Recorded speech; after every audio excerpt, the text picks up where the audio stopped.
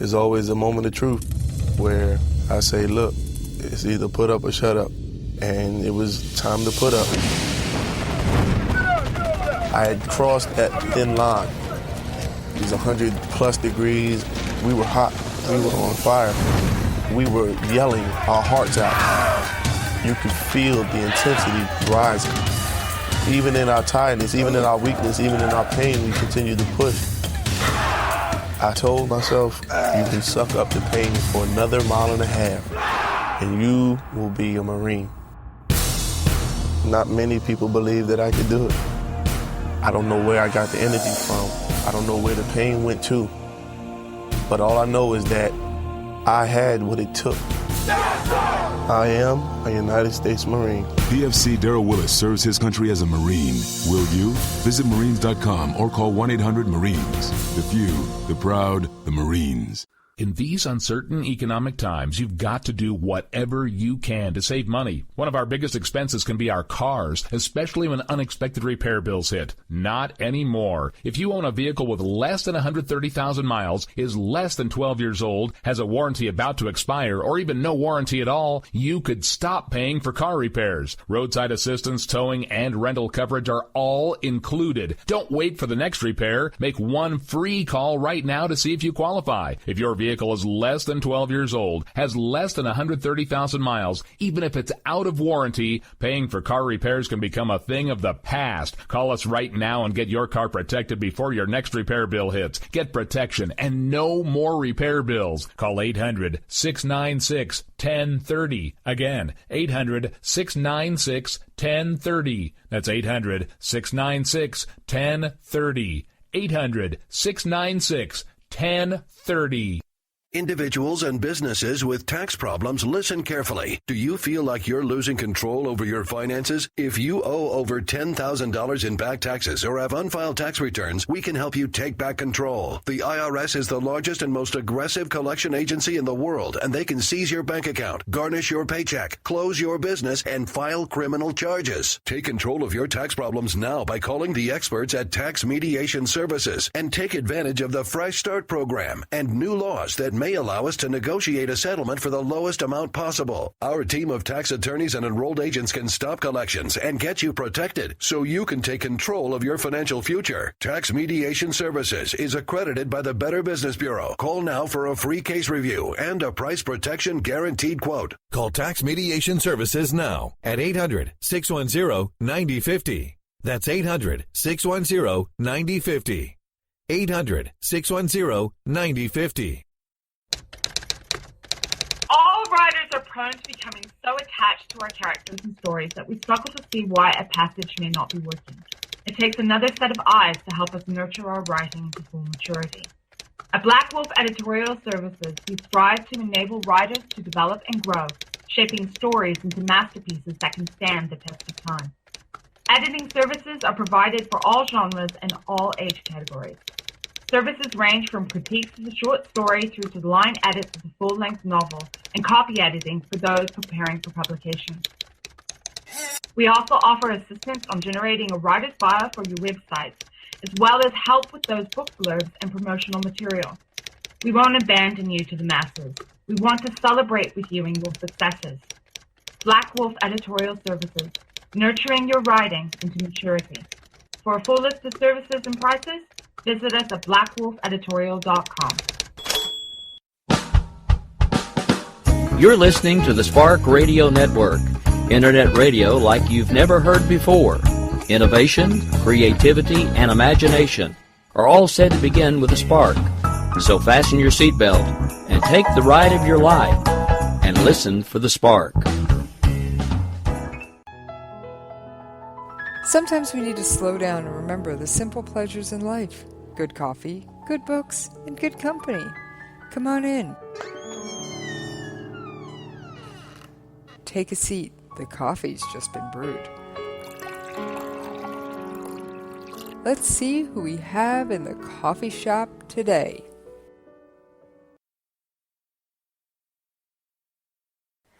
All right, this is Jessie. I am so happy to be back with you guys, and welcome to Jessie's Coffee Shop. Yes, a new show with a whole new premise. I don't talk news and politics here. Nope. I'm talking books and writing. Yeah, I love books. In fact, I've got Shelley Chappell on with me today, and her book is called Beyond the Briar. How you doing today, Shelley? Hi, Jessie. I'm very well, thank you. Thanks for having me on the show. Oh, no problem. And you are from New Zealand? I am. Yeah, I'm from New Zealand. I'm from Christchurch, born and bred here. That's great. Place at the bottom of the world. Definitely a little ways away from me, but thanks to modern technology, I can do interviews from anyone around the globe. And I have fun doing them. So, all right. So your book, Beyond the Briar. First of all, let's talk about your writing. What made you to decide to start writing? Oh, I've been writing, Jessie, since I was a very little girl. I remember writing very long stories when I was only 5 or 6 and was just sort of learning how to put words onto paper. And I've never looked back, really. I've been doing it all my life. That's great. I actually hear that quite a bit, that it's been a passion of theirs for a significant amount of time in their life. So, yeah, one of the things, I guess, sorry. No, go on. I was just going to say, one of the things that I guess inspired me was that from a very young age, I've always had very vivid dreams. And they were always fantastical, which I guess is why I sort of ended up writing fantasy in the fantasy genre. And just always wanting to write them down and explore them a bit more once I was awake. I think it's great. I mean, every writer I've talked to has a slightly different take on that, but a lot of them, it does go back to their youth. Mm-hmm. So what made you decide to finally take your stories and put them into a book? Well, I'd been working on a couple of novels for a while, which I'm still working on in the background, and I had these fairy tales that I'd been writing just for a bit of fun. I started writing them in about 2004, and it got to 2014, and I thought, I should do something with these. They're just sitting on my hard drive, not getting read, and maybe I should put them together in a collection and explore self-publishing and see what I can do with them. All right, so what made you decide to go straight to self-publishing versus trying to find a traditional publisher or another route? Yeah. Well, I did a bit of research, and that unless you're quite a famous and well-known author, the chances of a publisher picking up a collection of short fiction was going to be quite slim. I did look around a bit, and I did explore the possibility of publishing with a small press, but I didn't feel that a small press was going to really give me anything more than I could get by publishing it myself.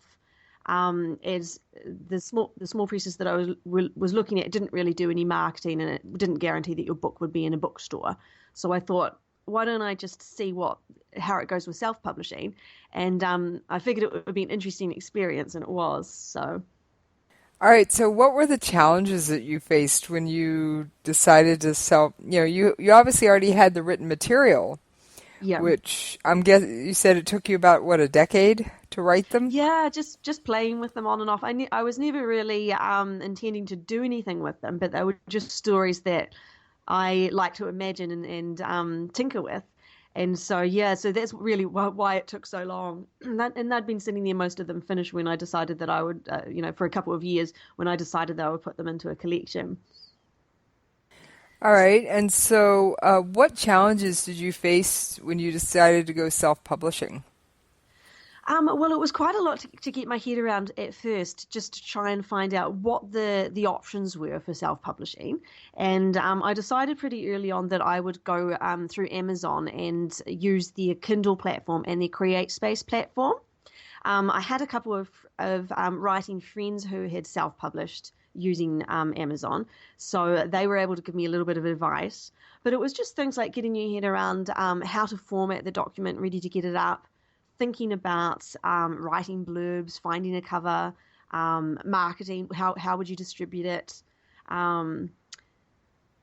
thinking about setting up a website to make sure that you had a little bit of online presence, and then all of the other social media things like You've got your Goodreads and your Pinterest and your Facebook page. Just trying to get my head around all of those things in order to try and provide myself with a good writing platform. I've heard many a story about a writer that didn't have any authors or writers platform. In fact, I believe our mutual friend Judy is always telling people, start your platform now while you're still writing. Yes, absolutely. And I think for many writers, it seems like a kind of a strange thing to do. They're sort of like, well, what am I going to write on this website? Because what most creative writers want to do is be working on their fiction. But I started my website probably about a year before I brought out Beyond the Briar. And I was just posting things about the writing process and doing some book reviews because I'm an avid reader. And and so that was quite good. It was interesting to me because I Googled myself before I opened my website, and I was quite hard to find on Google. I was about 6 pages down in the Google list. And then, of course, once you start creating content, it makes it a lot easier for people to find you on Google. That's very true. Now, I've never Googled myself except for the show, under my show name. And it comes up on the first page, which I'm actually very pleased with, because while I'm in a different medium, the online platform and online presence is something I do understand. Because I'm on Twitter, I'm on Facebook, I have 2 websites, plus I'm on the radio station site. So I'm, plus a lot of the radio content. In fact, this episode will eventually, not right away, but as soon as I get 10 episodes under Jessie's Coffee Shop under my new show, it will go up on iTunes as well. Oh, great. Yeah, they like to, I think personally I could submit it right away, but I just think it looks a little dumb to have just 2 podcasts for download or 3. So I like to wait till there's about 10. Makes sense, yeah. That way, if somebody likes one episode, they can go on and grab the next one right away. They're not waiting on me to make more content. Yeah, absolutely. So, all right. So, how long did it take from the day you decided to, okay, I'm going to go through Amazon, I'm going to use the Kindle and the Create Space. How long did it take you to get everything formatted and find a cover? And how'd you go about finding your cover? I think it probably took me a couple of months just to pull it all together. For my cover, I wasn't really sure what to do because there's a huge range of prices involved in getting a cover. And I knew people that had hired local artists, and it would cost them up to about $500 or sometimes even more. That's quite a bit. It's a lot, yeah. And so what I actually did for my cover was I went on to Fiverr.com. And it only cost me $5. And there's a great lady there that I've been working with on quite a few of my covers. She's an American lady based down in Mexico, I think. And she just charges, it's $5 for the cover. You select the artwork yourself from a website that has a range of photographs and artworks on it. And then you let her know the artwork that you want. You also link her to a couple of other covers off Amazon they're kind of in the style that you're looking for. And then she creates a cover for you. She does unlimited changes until you're happy with it. And then it's all good to go. Wow, so the $5 even includes the commercial right to use it? Wow, that's great. Yeah, it's really good. So some people charge a fortune for those rights. Yes. Yeah. They'll do the work for just a few dollars, but then you want commercial use rights and they suddenly charge hundreds of dollars. And it's like, wait a minute. And the only issue that you have with doing it this way is that somebody else might choose the same image as you. So you don't have exclusive rights to that image. No, but you have exclusive rights to your cover and how the image was used. Yeah, so I personally find that enough. I don't feel like I need to have exclusive rights to the image itself. I'm happy with the way it gets put together in my particular cover. Now, did you have to have 2 covers made, one for the physical book and one for the ebook, or were you able to use it? I did. Okay. Yeah, I did. So I did the ebook first, and I brought that out, and then in order to get it made into a hard copy, because it has the ISBN of the hard copy, which is a different ISBN for the ebook, that copy cost $20 to get the cover done for the hard copy. but still, $20. I've very affordable, yeah. Yeah, that's very affordable compared to some of the prices I've seen. Absolutely, yeah. I since I was getting into this, I did a little investigating, and I saw places it was $200, $250, $300, and it was like, yeah, and up, absolutely. and I was just like, that's insanity. And it can take a while to recoup your investment there. So yes, but $25, that's a much more manageable number to have to recoup. Yeah, especially when you get just trialing it for the first time and you're not sure how much money you might like to invest. I highly recommend Fiverr. It was good. Oh, that's great. That's great. So how did you pick your publication date? Was it a special date? Was there anything significant about the date, or did you just grab the next available date? Just pretty much once I was done, I decided to get it out. So I didn't really pick a particular date at all. It was just the date that I finally managed to pull it all together and think, okay, it's ready. That's great. What kind of feedback have you gotten? Oh, I've had some really good feedback. The collection was nominated for a local award here in New Zealand, which is called the Sir Julius Vogel Awards. So I was nominated for best collected works, also best new talent, and one of the stories in it, Rampasatu-san, which is a retelling of Rumpelstiltskin, that was nominated for the best novella. So that was really cool. And also I have a presence on Goodreads, and I did a Goodreads luck of the draw, and the people that won the Goodreads competition, I sent it off to a couple of them, and also managed to get some good reviews from them. So that was nice, because it's one thing to get good reviews, and get some nice feedback from people that know you. It's always nice to hear what strangers think as well. Yes, I can imagine I've heard that getting feedback and reviews in the writing community can be very challenging. I think a lot of it comes down to how confident you are about sending things out. I've had friends who have arranged to have their book read on blog tours. So they pay something like $250, and a certain number of blogs who have signed up to the blog tour will read the book and review it for you. I didn't invest in marketing along those lines. I've just basically left it to chance to see, apart from when I sent out and did the Goodreads competition, to see if people have found it and allowed them to write up their own reviews of what they thought. How have your sales been with it?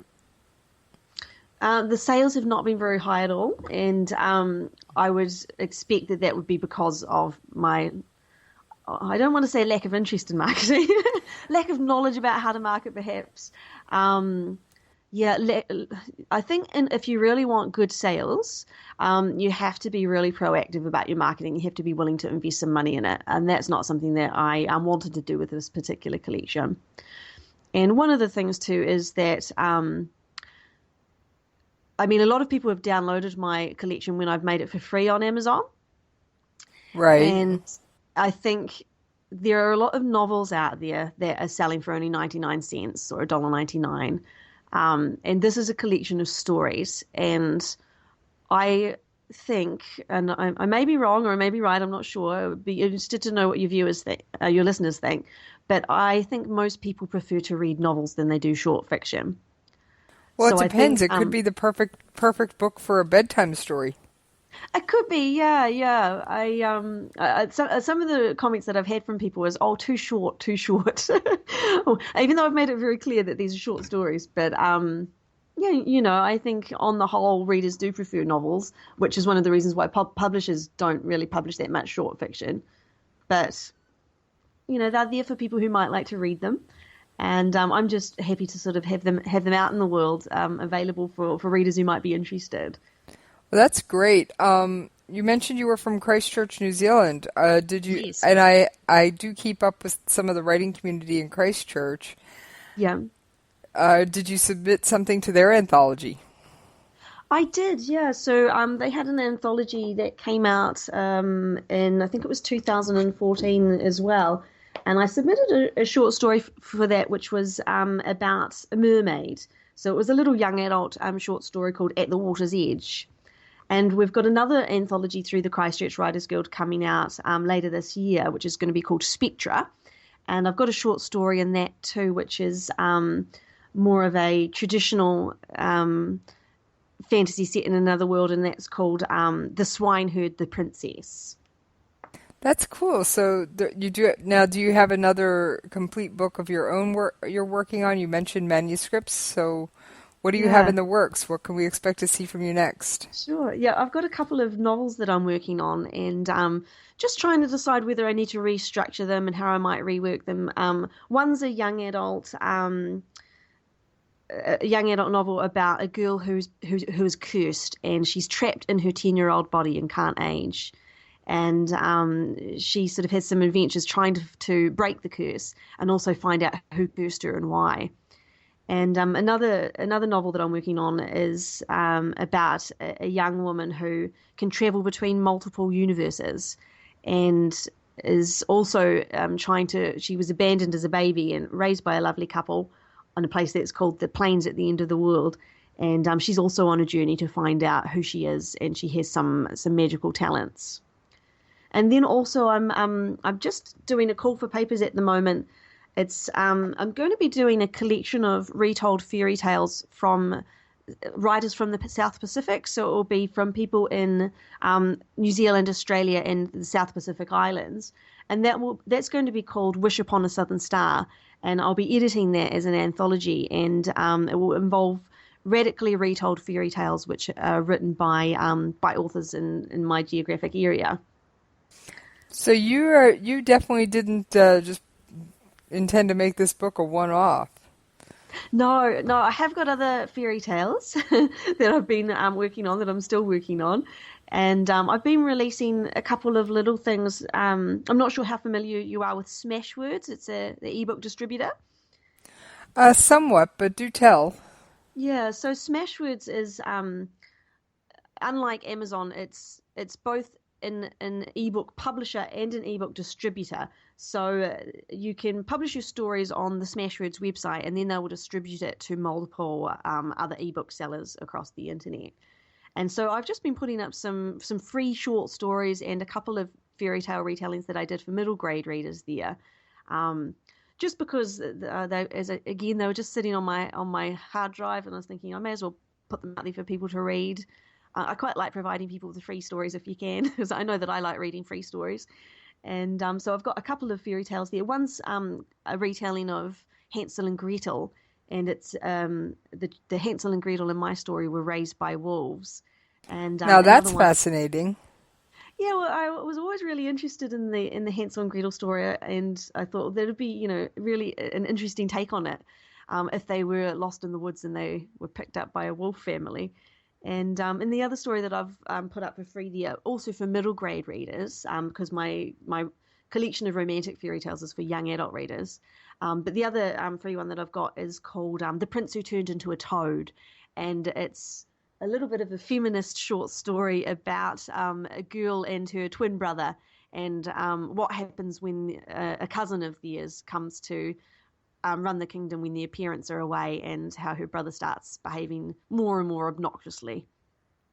That does sound fascinating. What is it like to write for the different age categories? Are there certain topics you can't delve into in certain age categories? Or what makes a book middle grade versus young adult versus children's? What defines that? Yeah, there's a few things that define it, really. So sometimes it's to do with the level of the language. Of course, the older people get, the wider their vocabulary is, and the more words that they know. So, for the very young children, you want to make sure you're not using too many complex words, and there'll also be fewer words. So sometimes it's about the word length as well.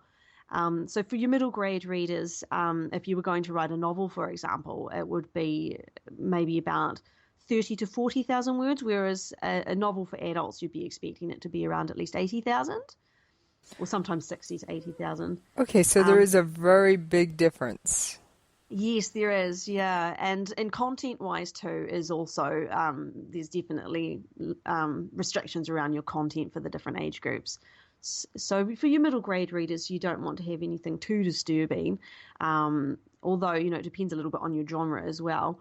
But probably, less of a focus on romance than than you would for your young adults and your adult readers. Okay. So, see, because I'm not a writer, I find all of this fascinating because Yep. I'm the end consumer, for lack of a term. I go to Yeah. I go online or I go to the store, and my Kindle is my best friend, Yeah. and I pick out a book. Now, I will admit, I tend to be a thriller reader. I tend to be, I like things blowing up and shooting and chasing down the bad guys, but I don't exclusively read it. And that's the funny thing is you go through my Kindle library and you're like thriller, thriller, thriller, nonfiction, Yeah. fantasy, thriller, nonfiction. It's nice to read a range. Yes, and that's one thing I've never gotten into writing the books myself, but I have been an avid reader since I can remember, as far back as I can remember. I remember when I was like 9 and 10, I would run out of books of my own to read, and so I would like start sneaking my mom's old paperbacks and things off and start reading those. I mean, when I was probably 12, I was reading on like a 17-year-old level. Yes, yeah. So, I always read adult books as well as a as a child. And there is a lot of crossover. So readers will self-select a lot. that's awesome. That's awesome. So how do you, all right, so you write your rough draft. Yeah. So what do you do? So you get the first version of your story down on paper. How do you go about taking that first draft to the version that appears in the book or in the anthology or that you put out for public consumption? Okay. Well, you need to reread it a lot of times. So you get your first draft, and then I find it's quite good to put it away for a wee while and then come back to look at it again in a couple of months. Because when you first write it, you're like, yeah, this is awesome. You've got everything you wanted to say down on paper.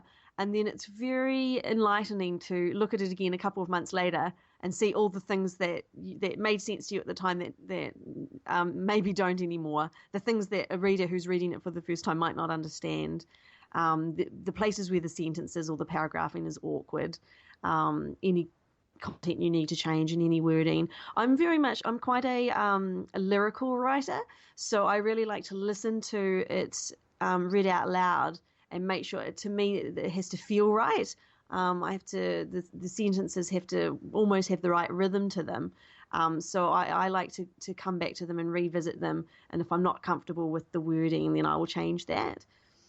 I was trained as a literary analyst because I've got a PhD in literature.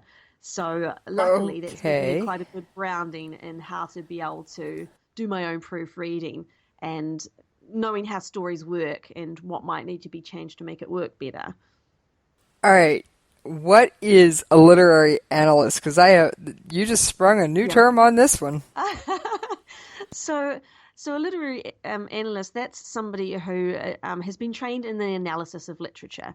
So it might be somebody that's done a Bachelor of Arts and they have specialized in literature, and they maybe have read quite a lot of the classics. They might have read some of the popular literature and learned how to analyze them and to basically to pull them apart and talk about how the works are structured, what the themes are, and a whole bunch of other stuff that goes into that. So applying theoretical approaches to try and analyze them and work out what the messages and meanings are in the texts and other things. Is that where I get people who talk about the Harry Potter series not being about a wizarding school at all, but about a boy who's mentally insane? I haven't heard that particular interpretation. It could be, yeah. Yeah, I mean, because it's analysis. Wait a minute. To me, it's just a fun adventure. Yeah. And that, I do have all 7 of the Harry Potter books, and I love them, and I'm waiting for the next one. Just, in fact, there was one that came out about magical creatures. I got that one too, but yes, yeah. It's just one of those things of okay, it just kind of makes me wonder, where do people get these things? To me, I don't delve into the meaning behind the words. I look at the words and take them at face value. Okay, I just want to go along for the ride. Yeah. Yep, you just want to enjoy the story as it is. Exactly. I don't want to read into it, take away from it. It's just, I want to be able to, and I read at an incredibly fast rate if I'm actually sitting reading. Yeah. Yeah. Oh, I'm very blessed to be a very fast reader, which, trust me, some days I love it, and there's other days, why couldn't that book last longer? Yeah, I can get through a full adult, my favorite author being Brad Thor, I can get through one of his novels in about 6.5 hours. Okay, nice, because I think he writes quite big ones, doesn't he? Usually about 95,000 words. Yeah. So, or it's 350, 400 pages, so it's one of those things of, I can get through them in hours and faster if I'm not interrupted. Yeah. So, but I don't like to read into the words. I leave it in the author's or writer's hands to paint the scene what they want me to see. And if I'm reading a cozy mystery, I will sometimes flip back and go, wait a minute, you mentioned that wrench. Where have I seen that wrench before? Yes, but, there's times I try and find the foreshadowing, and then there's times I just want the story. I just want to be whisked away, transported away from the headaches I'm dealing with at work, at school, at home, fill in the blank. I'm not in school anymore, but, it was one of those things of, I just wanted to enjoy somebody else's reality for a while. Yeah. That's, I think, one of the biggest things with me in books. Uh-huh. I'm sure there are a lot of readers that are the same. They just want to read the story. And then there are, many others who will want to read into the story and see what they think is going on. I guess some of the, some literary theory would argue that even if you are only reading the story, you're still being subjected to the underlying messages of the story, even if you're not aware of it. I'll give you an example. So my PhD was on fantastic metamorphosis, so shape changing and people, for instance, who could turn into werewolves. And so my argument in one of my chapters in my thesis was that werewolves, in many of the new texts that we were getting at the time, instead of having werewolves as being something that was contagious and you got bitten and then you developed lycanthropy, you would often people were being born that way, and they were being born into werewolf families. And so what I did with my analysis was I felt that this was giving the message that they were using werewolves as a way of exploring racial difference. And they were thinking, okay, let's explore, racial differences and the kind of conflicts that this can cause, but let's do this in a way that's not going to get us into any conflict with real people who have real racial differences. So it allowed them to do a kind of a thought experiment and explore some of those conflicts without having to make it be about real people and real differences in the real world. See, that sounds fascinating. Now, I'd like you to hang on for just a minute while we take a brief commercial break. Yes, Shelley will be back with me on the other side of this break. Think fast.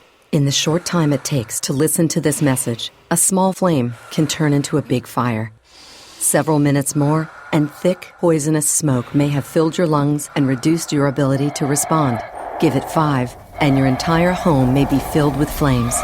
Keep breathing. We've got you. Don't let your world go up in smoke. Have working smoke alarms and always stay in the kitchen when cooking at high temperatures. Learn more at usfa.fema.gov, because fire is everyone's fight.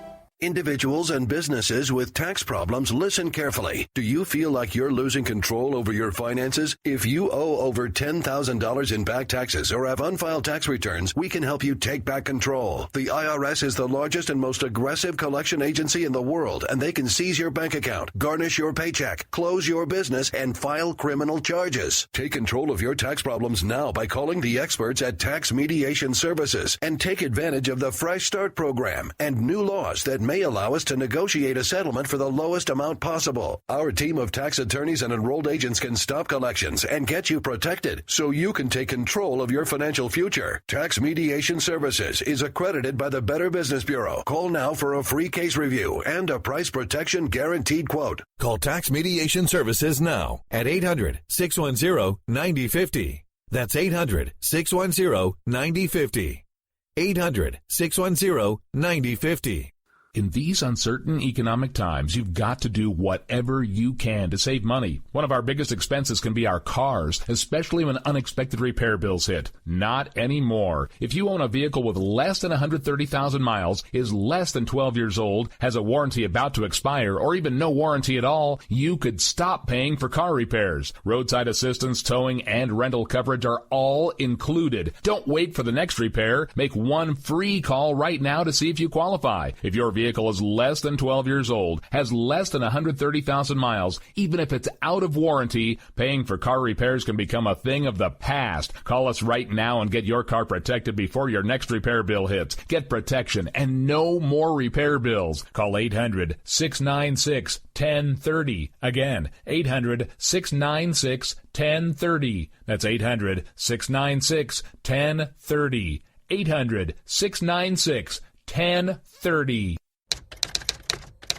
All writers are prone to becoming so attached to our characters and stories that we struggle to see why a passage may not be working.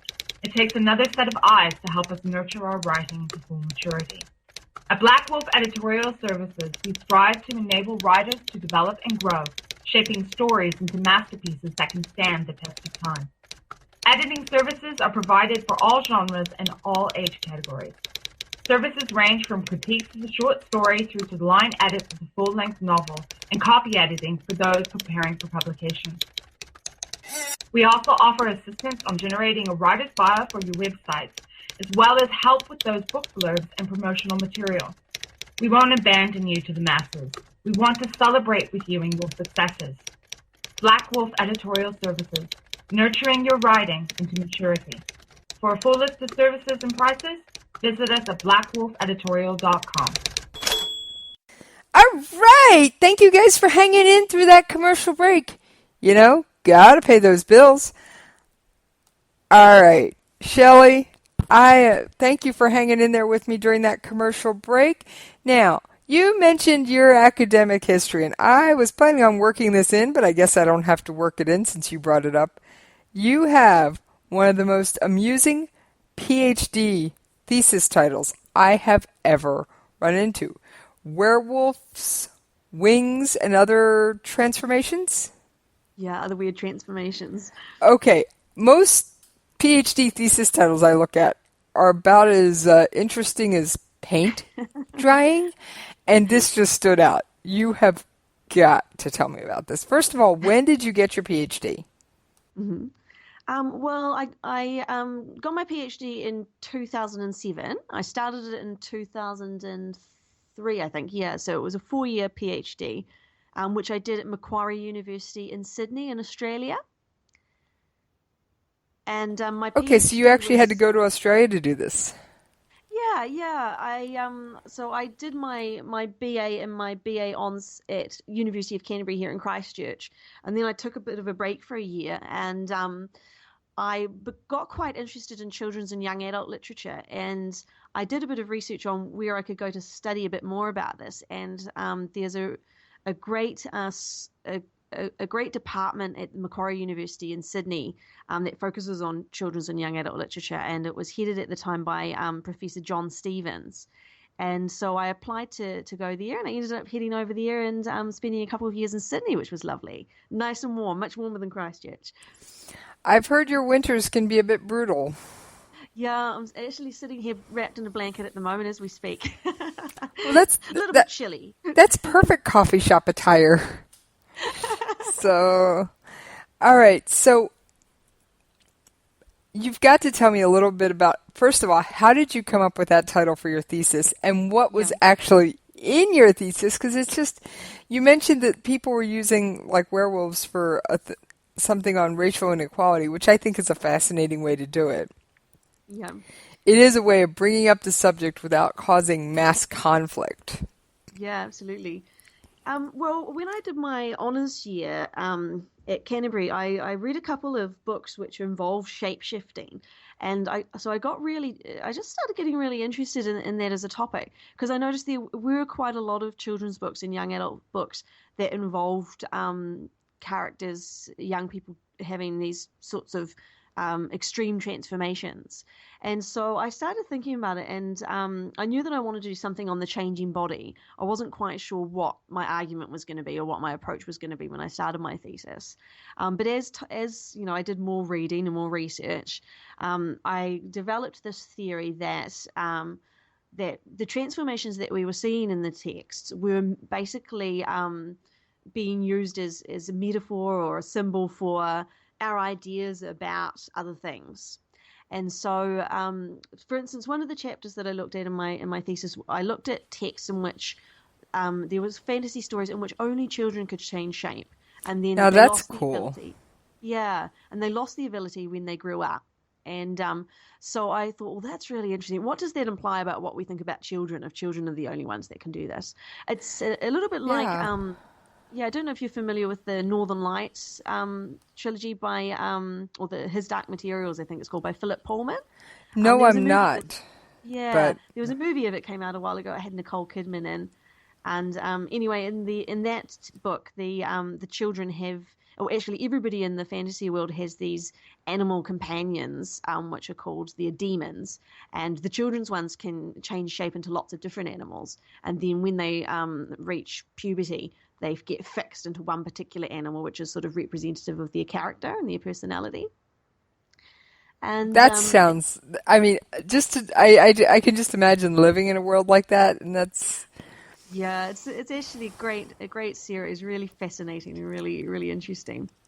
But anyway, what I was sort of explored was the fact that if we had these kind of ideas about children, it must mean that we think that when we're children, we're much more fluid in our identity and our bodies than we are when we're grown up. And that we're much more beings of potential and change, and that once we reach puberty and we grow up and become adults, we're much more fixed in our identities, which I don't necessarily believe is true, but which is what comes across as a sort of implicit message in many of these stories. Well, I will say that in some ways I'd have to say I agree. Children are more flexible. Yeah. But teenagers and adults are a little more rigid. I mean, when's the last time you heard a child complaining about a pair of dirty socks on the floor? Whereas the adult always will complain about the laundry pile on the floor. So children are a little more flexible, a little more forgiving in certain areas, But by the time you reach puberty to adulthood, I would say I wouldn't say you're set in stone. But I will say there are certain things that are probably pretty much not going to change a whole lot. Yeah, we tend to be a lot more settled, and the sorts of physical changes that we're undergoing as adults are a lot slower than they are as a child. But there's also all sorts of ideas embedded in there about children being closer to nature and adults being closer to civilization. So maybe it's that thing you were saying about the dirty socks. The idea that children are going to have these more leaky bodies, and they're going to be less civilized, and when you grow up, you become more fixed in your ways, and you've civilized yourself, and you're going to be a lot more settled. That's great. I mean, so so that covers the shape-shifting. How did you come up with werewolves and wings in there? How did you work those in? Well, werewolves are another shapeshifter, but wings, that sounds like that sounds like you're talking about fairies to me. Well, I did a lot of reading. So the first thing that I did when I started my PhD was I drew up a bibliography of all the books I had to read. And that was fun. So I spent a lot of time reading a lot of fiction, and also a lot of time reading a lot of theory. And it was literary theory, it was cultural theory, it was psychology, sociology, all that sort of stuff. but the fiction was really fun. And so what I was looking for trends in the fiction that I was reading, and what I noticed was that there were a couple of stories, not a lot of them, but a couple in which there were these young people who, when they reached puberty, they started growing wings. And okay, so we went from a story where the young people can have the pet companion that changes, but in this case, the magic doesn't start until you reach puberty. That's so the cool. magic starts at that point. Yeah, and so these teenagers grew wings, and that meant that they were sort of in this. They were trapped in between these two worlds, in between the world of being on the land and being able to fly, and they sort of didn't really fit in. And so I looked at that as being a metaphor of how society sometimes feels about teenagers and adolescents, that they are sort of trapped in between childhood and adulthood. And sometimes people find that a bit disturbing, and they're not quite sure what to do with these young people. And they create all these sorts of rules and regulations to try and control their bodies because they're uncomfortable. And so I just explored those stories and used that as a way into looking at these kind of ideas that people have about young people. To me, that is a fascinating way of looking at these stories. I mean, like I said, I don't tend to analyze what I read in that way. Yeah. But it's given me some new thoughts and ideas. I mean, I analyze the news that way. As I've alluded to when we were off air during the commercial break, I alluded to how I analyze the news. But when I pick up that fiction book, when I'm reading for information, I read with a pen in my hand. Yeah. And for me, it just makes me slow down, focus. I may write 2 words the entire time, but it just causes me to focus differently. But when I put that pen down, pick up that book, put my feet up, settle into that comfy chair, I'm just going along for the ride. You're just enjoying it, yeah. And most of the time, I think it's quite fun to do that as well. Sometimes there's the possibility that if we read a lot of stories that have a lot of the same implicit messages, we might just be subconsciously picking them up without realizing. And I guess if we come back to the idea of fairy tales, that's something that a lot of people have analyzed about fairy tales that we teach to our children. So the traditional fairy tales, they have a lot of messages in there, particularly around gender and around autonomy. And so there's a lot of messages. So if we read these messages and we're a young girl, what we're getting taught from a lot of these traditional ones is that we need to wait for our prince to come and fix things for us. So does not apply in my life. Yeah, I don't think it applies in many women's lives. And so there's some really great stuff written by a range of different literary analysts who have explored fairy tales and sort of said, wow, if we just only read our girls the traditional fairy tales, what kind of messages are we teaching them? And we need to be careful to make sure that we give them other stories as well, or that we give them new versions of fairy tales in which we're teaching them that they actually can solve their own problems and can also be the powerful ones. I think it's amazing, and the reason I said that so doesn't apply to my life.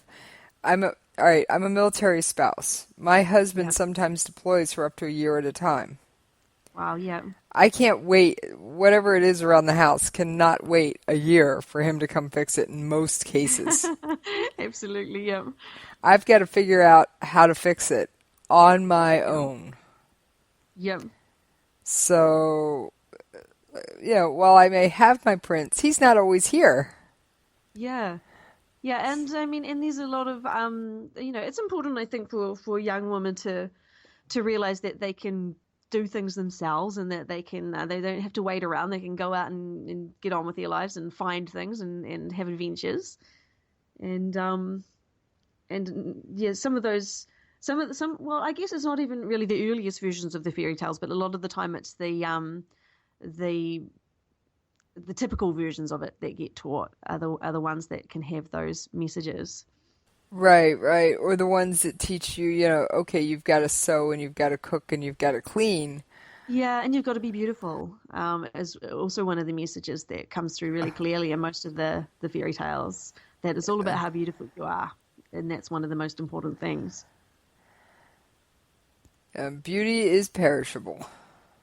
Yeah, and it's a dangerous message, and it's not a very empowering message. So I think it's great that there are so many different versions of fairy tales coming through and retellings that are trying to invert those kind of messages and change the way people interpret beauty and think about gender and other things as well.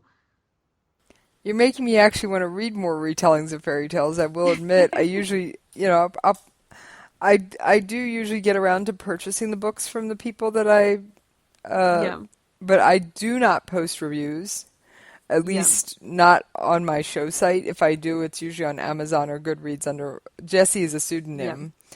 The reason I use a pseudonym on air, just to clear it up for you and anyone else who's listening to this for the first time, my information was put out by ISIS on a kill list, the Islamic State or Daesh or whatever the media in your area refers to it as, not once, but twice, because of what my first husband did. And when that happens, do I really want to be, and like I said, my main show is news and current events, do I really want to be going on the air talking about them under that name and end up on their radar again? Yeah, gosh. No. There's a lot to be said for a pseudonym. It's very easy. There's a lot of, your case is really extreme, and I can totally understand that. And I know other people too who just don't want, their real life to be all over the internet. Right, and I have no issue with people who use, pseudonyms for writing or whatever, as long as as long as they have what I call a reason behind it. In my case, it's safety. Literally, it is physical safety. Yeah. Because I live near a United States military base. I can guarantee you all of your terrorist groups have at least one or two people floating around here trying to pick up information on troop movements, what's going on, things like that. Because I live right near a major base, and it's one of those, wait a minute, they're all here. I need to put a layer of protection between what I'm doing on the air and my real identity. Just not that if you could get into behind the scenes you couldn't figure it out. But I think that's really sensible. Just for my own safety, because while my pseudonym's name may appear, hopefully my real name will never appear again. Yeah. So, because unfortunately, my husband did die in the line of duty, and it's one of those things that, so he is in some ways, as the way ISIS sees it, no longer really tied to me. I'm not really a source of a threat. At least that's how one of the Middle East terrorist experts who I discussed my situation with at length presented it to me. And so that I should be safe under my real name again, as long as I don't poke the bear with a stick. Okay. And I was worried that my regular show would be poking the bear with a stick. Yeah. So, all right. So we're back to your stuff and your thing. Werewolves. Was that another? Did you look at that again from transforming, changing, going from one stage of life to another? Yeah. Are there any fairy tales out there that involve adults being the main characters? Fairy tales. I think there are. For many of our traditional fairy tales, we have it's usually a younger woman or a younger man, the third son, or a princess. But yeah, with a lot of the fairy tale retellings, there's a lot of really good adult fairy tale retellings. They tend to be quite gritty. There's a really good collection that's edited by Terry Windling and I think it's Alan Kushner. And they've done a whole range of different adult fairy tale retellings, and there's some really good. There's a real trend at the moment for novel length retellings of fairy tales. They've been around for quite a while for adults, but there's just been a real explosion of them in the young adult genre lately. Tons and tons of novel length retellings of fairy tales. So different that's ages. cool. That's cool. So basically, you go. They take the fairy tale and they develop it into a whole novel with chapters, and you learn more about the character. Yeah, that's right. Sometimes it's just sort of fleshing out the original fairy tale, or sometimes it's just completely taking it in a radically new direction. Marissa Mayer, if I'm remembering the author's name right, who's done a science fiction retelling. She's got the first book was about Cinderella, and she's What was the author's name? Because you cut out there for just a second. Oh, sorry. I think it's Marissa Mayer, and her first book was called Cinder, and that was about Cinderella, and she was basically treated as the servant in her household, but she was a cyborg. So she had lost some of her. She'd been in an accident, and much of her body had been replaced with mechanical parts. So no, that's interesting. Cool retelling, yeah. And she also she interwove 4 different fairy tale retellings into the one series, because the second book was a retelling of Red Riding Hood. The third one was a retelling of Rapunzel, and the fourth one was about Snow White. So those characters all were interwoven in the science fiction setting, which was quite cool. That I could see where a lot of science fiction could come into play in fairy tales, because they are in my mind the epitome of fantasy. Yes, and they're often, like with fairy tales, the magical stuff that happens is never explained. It's just you're just meant to take it on faith. So it's always quite interesting to see when it's retold as a novel how the writer chooses to explain it and give it some sense. Because fairy tales themselves are really quite sort of flat, just sort of told on one level, and you don't really ask questions about hows and whys. But when you're retelling them as a novel, you kind of have to explore the hows and whys. I will say I was never into fairy tales as a child, because I was always the one going, well, how was he able to do that? Why did... Yeah. And so my mom gave up even trying to read them to me at a young age and just went, here, have a different book. No, we're not going into the how and why, because, retellings haven't at least always been popular. And as I'm in my 30s, when I was a child of appropriate fairy tale age, there weren't that many retellings out there. The internet didn't exist, at least not in the shape we know it today. Yeah. And so it was like, unless one parent passed the information on to another, or you saw it in the bookstore, it didn't happen. Yeah. I think I first came to fairy tale retellings through Robin McKinley. She's I think she's an American author who lives in England. And she wrote quite a few different fairy tale retellings. The one that I first came across was a retelling of Beauty and the Beast. And and so I sort of came to that through young adult fiction. And then the genre just sort of has bloomed since then.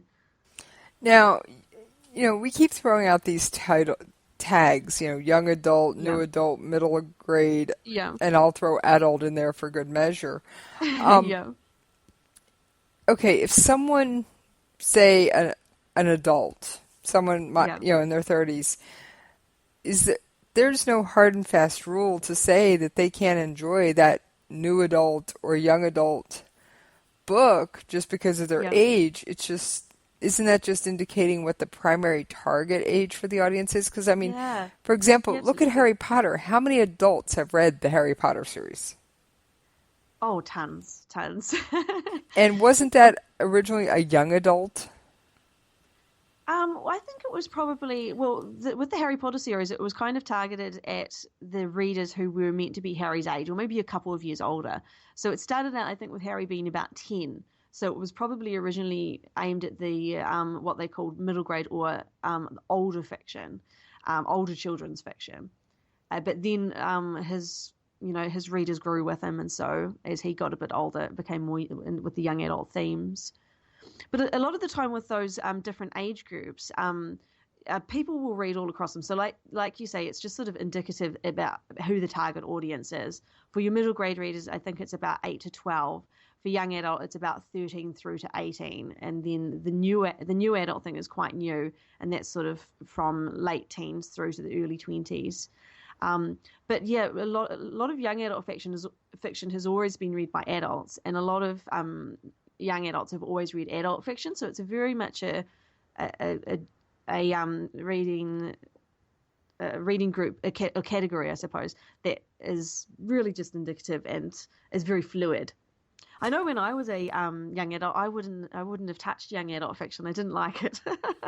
It's such a new. I read adult fiction, and it was only when I became an adult that I started reading young adult fiction and finding it quite interesting. And maybe it was because those different categories also have sort of thematic implications. So for young adult fiction, it's a young adult novel if it's kind of about coming of age, and there's themes around new experiences, finding yourself, becoming an adult.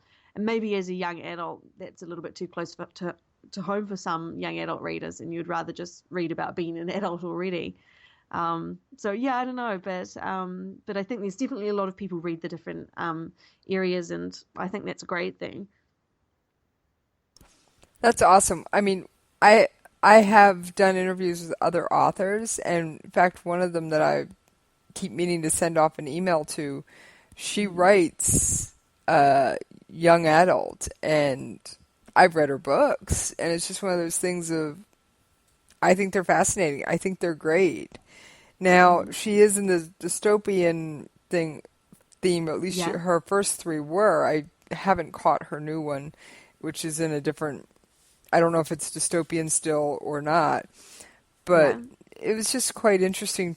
She did a story where a teenager was actually fell in love with a ghost. Okay, talking like 17, 18-year-old teenager fell in love with a ghost. Yeah. And it was just how she made this work was just absolutely fascinating. Yeah. That sounds like a good story. Oh, it was great. But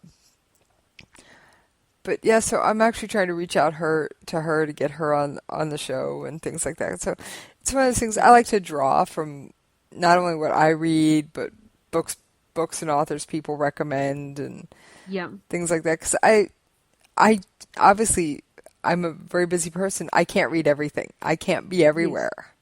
So I depend a lot on contacts and social media and just picking up names from, one person who suggests the next and that kind of thing. So yeah, it's great. If there was some advice you could give to that person who's sitting there with their writing, trying to figure out if they are a writer, if they're not a writer. I saw a writer on Twitter the other day who said, well, someone told me I'm not a writer because I only write short stories. Oh, goodness. And I came back at them, even though I'm not a writer at all, and I said, no, do you write words? Yeah. And they're like, or are you drawing pictures? And she was like, no, I write words. I said, that means you're a writer. And I threw up I went online and grabbed a picture of the dictionary definition and put it in my tweet. I said, you are a writer. Yeah. And, kind of like tell them to get lost. That's really great. But that sounds really like a horrible thing that person said to them, very disempowering. I think you're a writer if you write fiction or non-fiction, and that's what you like to do, and and it's important to you, then you're a writer. There are some people who would sort of suggest that if you're not a published writer, then you're not a real writer. I don't agree with that because I think in my mind that's where the difference between author and writer. Yeah. You're a writer until you have a published work, and then you're an author. Yeah. Yeah, sure. That's kind of my way of going, okay, writer, author. Where's the boundary line? That works. Yeah. Now, authors can still be writers, but unless you have a published work in my little crazy harebrained world, you're a writer, not an author. Now, I don't care if that published work is a short story in an anthology, something you got submitted, something that appeared in a magazine or a newspaper. That makes you an author. Your words are out there. Yeah, absolutely. And including if you have your own blog and you're publishing there. Really? I'd never even thought about that. Yeah, I think so. It's available to the public to read. But okay. I think unfortunately there seem to be, some people seem to want to put a lot of restrictions around what it means to be a writer, and restrictions around what you do and who you get published by, and sort of value judgments about. Unless you are a full-fledged society, like the Thrillers Association or the Science Fiction Fantasy Writers Society, I'm sorry, you have no right to make those judgments.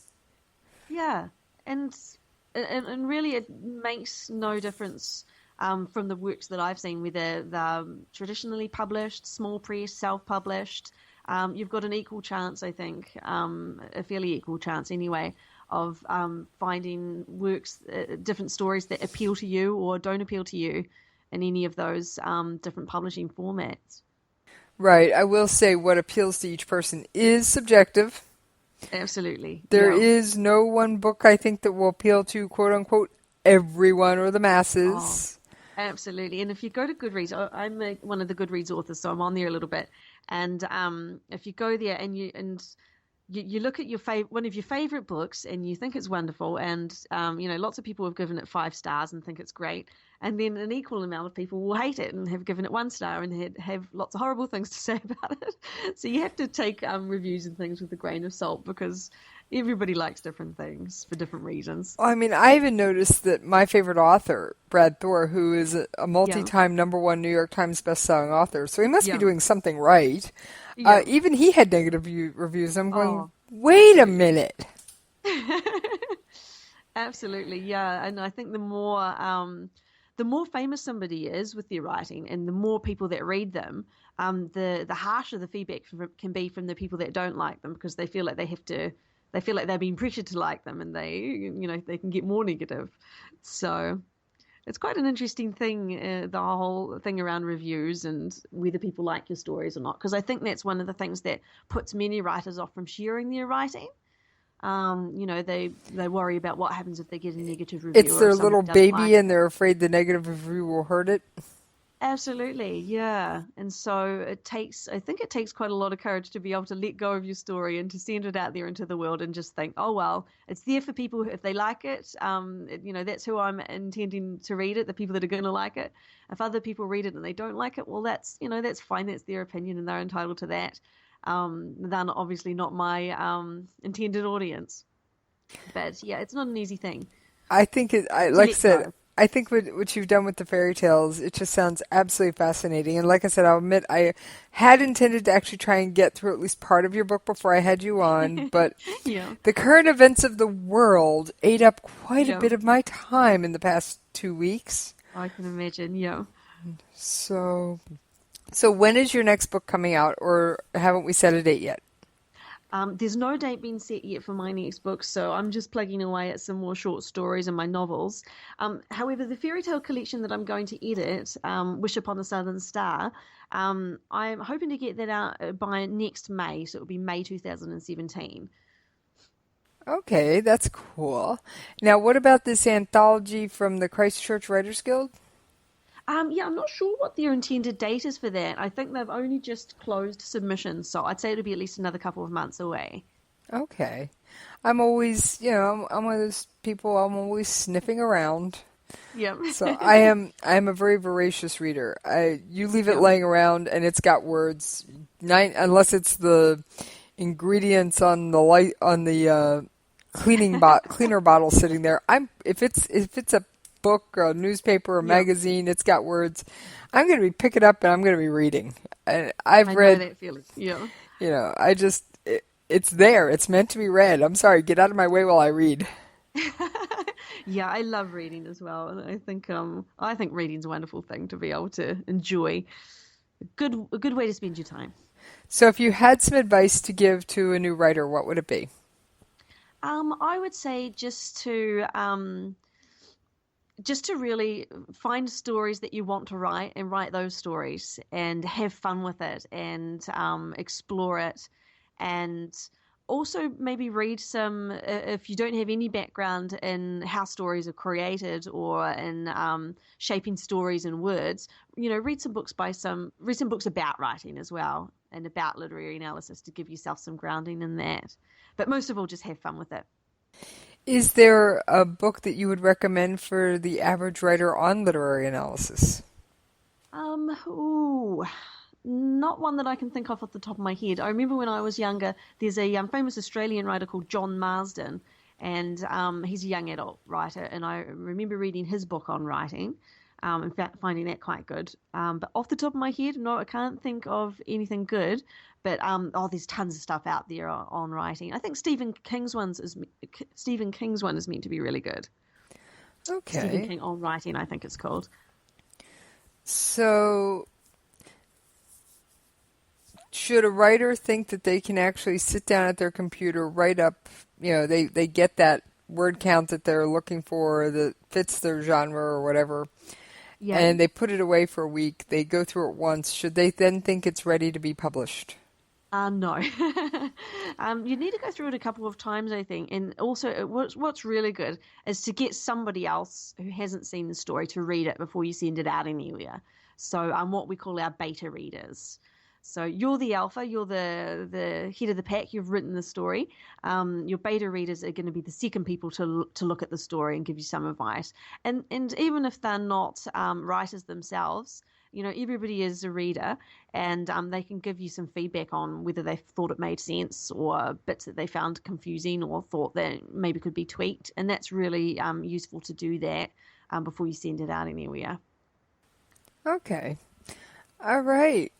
Well, is there topic I didn't touch on that you wanted to bring up today? I guess one other thing that I've been doing is I've been trying to learn a little bit about creating audiobooks. And so I have got one short story which I've got available to be read as an audiobook. And I'm currently narrating my fairy tale collection to become an audiobook. And that's been quite a fun experience, trying to figure out how to do that. And yeah, there's a lot of, audiobooks are popular. So I thought there's a market that I could explore. I like reading out loud, so I would narrate it myself. And just having some fun playing with that. Oh, that's the other thing I have is quite the collection of audiobooks. I will often buy a book in Kindle and audio because I spend quite a bit of time in my vehicle going from place A to place B. Yeah. And then there's the old, I'm married to someone in the military, and there's the old hurry up and wait. Yes. And so if I can wait in my vehicle and listen to an audiobook and relax while I'm waiting on them or waiting on whatever, I'm quite the content person. That's really good. You can't exactly hold a book and drive. So No, it's a great way to get through a book too if you're doing it when you're driving. I actually did a 20-hour drive this past summer, and we got through a 16-hour book on the way there, and I drove 20 hours back after I visited friends and family, and there was another 16-hour book. Fantastic. So, and I actually found myself going, because the driver always controls the radio, I actually found myself driving more than I normally would have, just because I was so into the book. That's great. I love audiobooks. In fact, sometimes I'll actually end up with the hard copy of the book, hardback or paperback, the Kindle, and the audiobook. Now, I will admit that if I've got the 3 versions of your book, 3 primary versions, you can bet you're one of my favorites. Or you did something right, because you've covered all your bases. Oh, yes. It's one of those things, if I actually go out of my way to get a physical copy of your book, a Kindle copy, and the audio, you're up there on my list. It means you're really enjoying it. That's really cool. Yeah, I find it fascinating. And often I also I'd love to see more audiobooks for younger audiences, because how many times, I think that's a market that may be underserved. Now, I have never looked into it myself, but how many times, you only really find audiobooks for adults, at least when I go looking. Mm-hmm. But I think younger kids, especially with everybody carrying around a gadget that can play them. Yeah. I think there are some out there. I'm not sure how many and whether it's sort of well covered, but there's also a growing market for young people with interactive ebooks. And those are quite cool, where they can reading the book becomes quite an adventure, and they can get quite interactive with it and listen to sounds and explore different things, and it becomes more of a learning experience. Well, I think I've always said reading is the one addiction I will feed. Yeah. Because I grew up being a voracious reader, and I have found so many times that my ability to read, A, the quantity I can read, B, having a love of reading, has served me so well that it is one of those things that I'm always happy to try and get someone hooked on books. Yeah, it's great, and it's meant to be really good for you in many ways, which I'm sure is true. So, all right,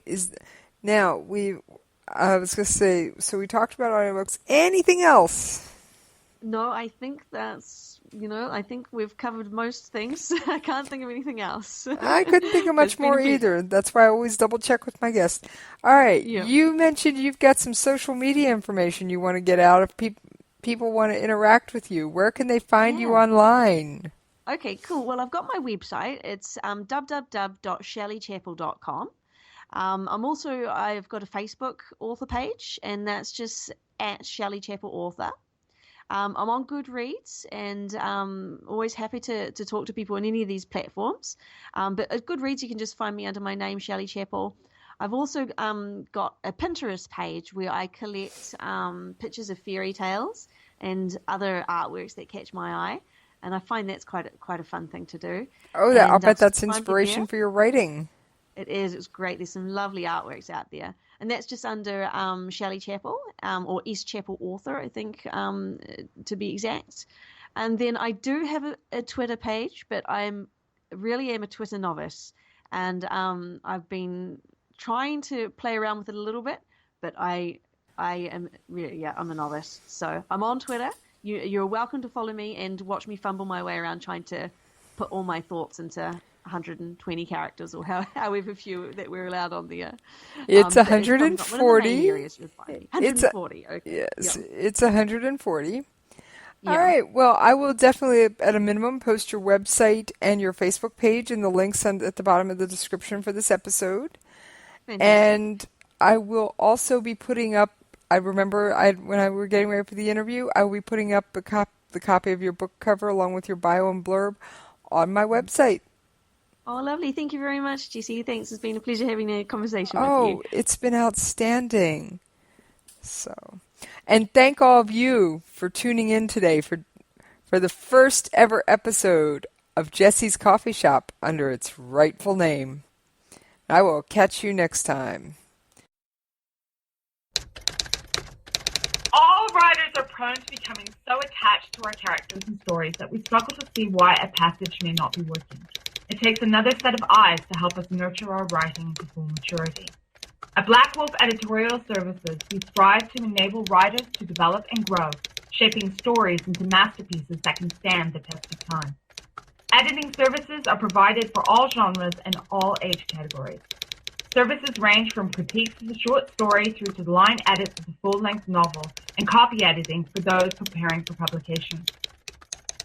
We also offer assistance on generating a writer's bio for your website, as well as help with those book blurbs and promotional material. We won't abandon you to the masses. We want to celebrate with you in your successes. Black Wolf Editorial Services, nurturing your writing into maturity. For a full list of services and prices, visit us at blackwolfeditorial.com. Every day, the men and women of the United States Marine Corps stand ready to defend the American way of life. The few, the proud, the Marines. In these uncertain economic times, you've got to do whatever you can to save money. One of our biggest expenses can be our cars, especially when unexpected repair bills hit. Not anymore. If you own a vehicle with less than 130,000 miles, is less than 12 years old, has a warranty about to expire, or even no warranty at all, you could stop paying for car repairs. Roadside assistance, towing, and rental coverage are all included. Don't wait for the next repair. Make one free call right now to see if you qualify. If your vehicle is less than 12 years old, has less than 130,000 miles, even if it's out of warranty, paying for car repairs can become a thing of the past. Call us right now and get your car protected before your next repair bill hits. Get protection and no more repair bills. Call 800-696-1030. Again, 800-696-1030. That's 800-696-1030. 800-696-1030. As a mother, you don't want to have to worry about this bill is coming, but then she needs this chemo. That's a decision you shouldn't have to make. At St. Jude, a family never sees a bill at all. It's like the world has been lifted off of your shoulders. The treatment doesn't get any better than what you receive at St. Jude. It saved my life. It saved my daughter's life. It saved our family. St. Jude Children's Research Hospital. Finding cures. Saving children. Learn more at stjude.org. You are listening to KLRN Radio, where liberty and reason still reign.